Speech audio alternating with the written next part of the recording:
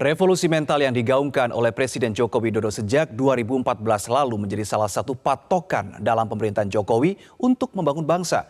Mulai dari revolusi dalam hal pemerataan pendidikan yang berkualitas hingga penegakan hukum yang tidak pandang bulu. Namun seiring berjalannya waktu, semangat revolusi mental rasanya belum maksimal. Ketua Umum Partai Nasdem Surya Paloh pun mengatakan meski senafas dengan gerakan perubahan, namun sayang, revolusi mental belum optimal. Mengapa revolusi mental dinilai belum maksimal? Apa saja yang sebetulnya belum dijalankan di pemerintahan saat ini? Kami akan membahasnya dengan Ketua DPP Partai Nasdem Effendi Khoiri dan analis komunikasi politik Hendri Satrio. Selamat malam Gus Coy. Mas Hensat, selamat malam. Selamat malam Reno. Selamat malam Gus Coy. Selamat malam Mas ya. Mas Hendri. Baik, saya ke Gus Coy terlebih dahulu. Gus Coy, kemarin kalau kita dengarkan pidato politik Ketua Umum Partai Nasdem Surya Paloh mengatakan bahwa revolusi mental yang digaungkan oleh Presiden Joko Widodo sejak tahun 2014 dan sebangun dengan spirit gerakan perubahan Partai Nasdem belum berjalan maksimal. Apa sebabnya sebetulnya Gus Coy? Sebetulnya bukan hanya belum berjalan, hampir sama sekali tidak berjalan. Bahkan dilupakan oleh pembuatnya sendiri, oleh presidennya sendiri, dan Mas. Jadi ketika kita mendukung Jokowi, selain ada faktor-faktor lain, tentu saja faktor substansi prinsip yang paling mendasar adalah karena kesamaan visi pandang, keinginan bersama. Nah, visi dan cara pandang yang sama itu apa? Salah satunya adalah soal revolusi mental. Revolusi itu berarti satu gerakan yang radikal. Gerakan radikal di bidang apa? Mental. Mental itu sesuatu yang mendasar, yang paling asasi, yang paling pokok dalam suatu kehidupan berbangsa dan bernegara. Ketika bangsa ini mau menjadi negara besar, negara yang terhormat, negara yang lebih daripada negara-negara yang lain. Oke. Kenapa mental?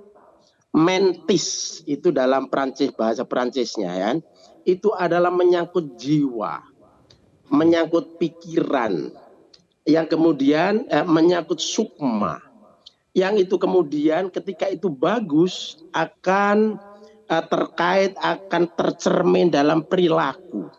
Kemudian kita menjadi manusia Indonesia, apalagi mentalnya baik, menjadi manusia Indonesia yang sopan, yang santun, yang berpikir positif, hatinya tidak dengki, tidak hasut, tidak suka memfitnah, tidak tukang menyebar hoax. Perilakunya kemudian perilaku yang beradab, yang berakhlak. Cara berpikirnya yang itu kemudian akan mewarnai dalam pengambilan keputusan-keputusan akan selalu terkait dengan kepentingan rakyat. Bukan terkait dengan kepentingan keluarga, tidak mementingkan anak, istri, saudara. Itu adalah mental-mental yang kita ingin revolusi. Nah, apa yang terjadi hari ini itu sama sekali tidak tercermin pada pemerintahan sekarang. Tidak tercermin pada pemerintahan sekarang. Menurut Anda sebabnya apa, Gus Coy? Karena sebabnya apa? Karena dipengaruhi atau kena penyakit pragmatisme, penyakit lupa daratan karena begitu nikmatnya kekuasaan, ya. Penyakit untuk kepentingan keluarganya, penyakit untuk kepentingan kelompoknya. Jadi ini aduh luar biasa. Ini luar biasa. Berarti revolusi mental menurut Anda hanya slogan? Slogan aja, ini slogan untuk menyenangkan awal-awal. Nah, Nasdem sehingga kemudian ketika Nasdem tidak berbeda pandangan hari ini pada presiden, salah satu faktornya adalah ini tidak nyambung lagi dari aspek misi dan visi Partai Nasdem yang ingin merubah keadaan ini supaya lebih baik. Baik, saya mau minta pendapat ke Mas Hendri Satrio. Ya. Dikatakan oleh Gus Coy semangat revolusi mental ini hampir tidak jalan begitu, katanya Gus Coy. Kalau Mas Hensat sebagai analis politik melihat hal itu kah? Iya, berbagai hal ya Mas Reno, misalnya dari berbagai survei yang dilakukan Kedai Kopi tahun 2022 lalu misalnya, pada saat kita mengukur indeks optimisme generasi muda di Indonesia. Itu bahkan untuk politik dan hukum, optimisme generasi muda itu sampai minus 10,2. Jadi terjun bebas di bawah nol gitu ya. Sehingga memang terlihat sekali Pak Jokowi memang sangat fokus pada dua hal, yaitu infrastruktur dan pembagian bansos. Itu yang membuat rating atau approval rate Pak Jokowi atau tingkat kesukaan Pak Jokowi itu tinggi sekali. Nah, hal-hal seperti revolusi mental yang tadi dikatakan oleh Gus Coy itu kan sebetulnya salah satu yang memang kita harapkan dari Pak Jokowi ya.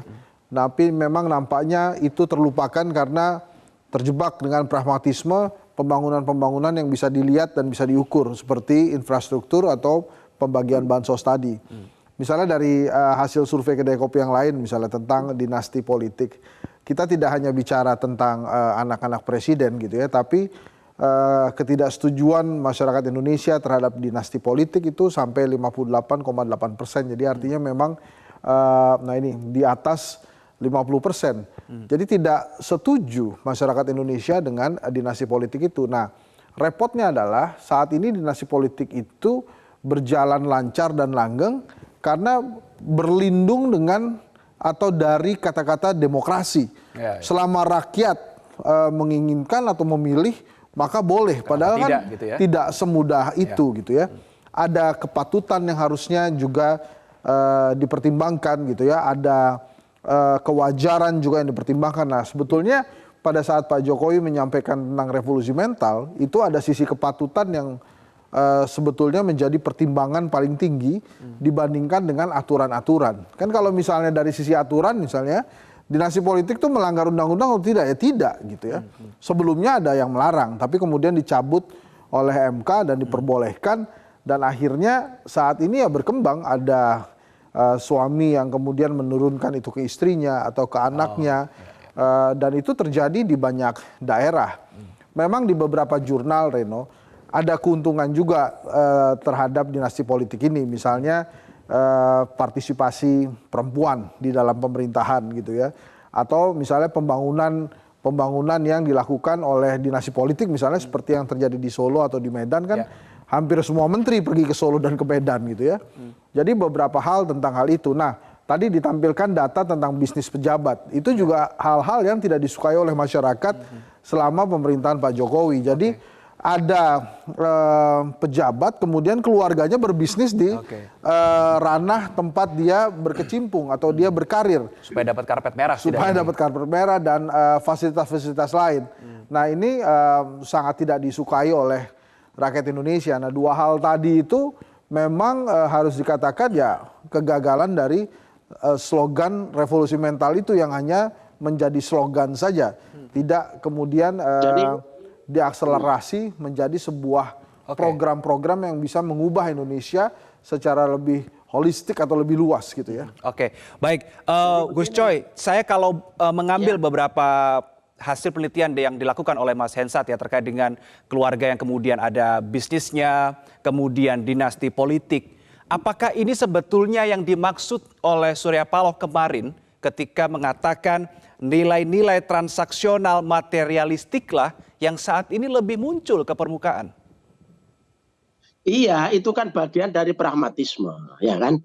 Jadi gini Mas, Indonesia ini merdeka itu kan kalau dikategorikan untuk membangun dua hal setelah merdeka ini. Yang tertulis ada sesuai dengan cita-cita kemerdekaan, sesuai dengan pembukaan Undang-Undang Dasar. Tapi intinya itu ada dua, yaitu membangun karakter, membangun akhlak, membangun mental. Yang kedua adalah membangun yang bersifat fisik. Jadi lahir batin, pembangunan mental, spiritual, ya kan, dan lahir yang kelihatan. Gitu ya, yang kelihatan. Nah, sebagai sebuah negara yang memiliki sejarah panjang melakukan perlawanan terhadap Belanda, lalu kemudian masyarakat kita, basis sosiokultural masyarakat kita itu adalah orang yang beragama, maka di dalam Pancasila itu ketuhanan Yang Maha Esa, maka Dalam berketuhanan yang Maha Esa yang pertama itu adalah mental, akhlak, jiwa, ruh, sukma, ya kan? Oke. Nah, ini berarti implementasinya itu adalah manusia yang berakhlak, manusia yang beradab, manusia yang sopan santun, yang cara berpikirnya positif, tidak pernah negatif, hatinya terjaga, siap berkorban, akhlak ikhlas, Ya. dan seterusnya. Begitu kan? Itu kan menyangkut mental. Ini landasan yang paling penting. Nah, Oke. kemudian ketika kita punya landasan seperti ini, kita sekaligus membangun peradaban yang kelihatan. Ini Pak Surya sering menyebut ini peradaban yang tangible, yang bisa dilihat, yang bisa diraba. Yang pertama tadi itu pembangun yang intangible. Ya, pembangunan karakter, mental, moral itu intangible, yang tidak bisa dilihat, tapi bisa dirasakan, gitu ya. Oke. Kan ini sebetulnya. Nah, restorasi Nasdem yang dimaksudkan sebetulnya itu figur Oke. siapa yang bisa mengimplementasikan, karena waktu itu Nasdem baru lahir. Maka ini ada figur yang dianggap dari kampung, yang pengalamannya sederhana, penampilannya sederhana. Jangan-jangan ini yang bisa merealisasikan, yang bisa dititipkan gerakan Oke. perubahan restorasi ini. Ternyata dalam perjalanannya, dalam perjalanannya, awal kita ada harapan orang yang jadi menteri ditanya dulu ke KPK. Ya, ini ada indikasi punya masalah hukum apa tidak, yang ada out, nggak bisa jadi menteri meskipun ketua umum partai, gitu kan. Kemudian orang yang tidak boleh merangkap jabatan, gitu kan, dan macam-macam ya, di jabatan harus fokus, sehingga ini diharapkan ini mental yang menjadi menteri ini yang bagus, kan begitu kan. Nah, apa yang terjadi kemudian? Ternyata terjebak pada pragmatisme, ini dilupakan. Mereka kalau dalam agama itu disebut hubbud dunya wa karohiyatul maut. Cinta dunia, cinta kekuasaan. Cintanya itu kemudian berhimbas. Oh, keluarganya juga cinta pada kekuasaan. Oh, keluarganya pun akhirnya cinta kepada uang, pada kekayaan. Dan itu semua yang dilayani, ya. Nah, sehingga pembangunan yang mendasar yang juga menjadi slogannya Bung Karno, di mana presiden berasal, ya, itu ternyata terlupakan semuanya. Jadi terjebak pada, dan ini bahaya bagi Indonesia masa depan. Baik, Gus Coy dan Mas Hensat, kita akan sambung di segmen berikutnya. Kita harus jeda dulu. Pemirsa, tetaplah bersama kami di Prime Time News.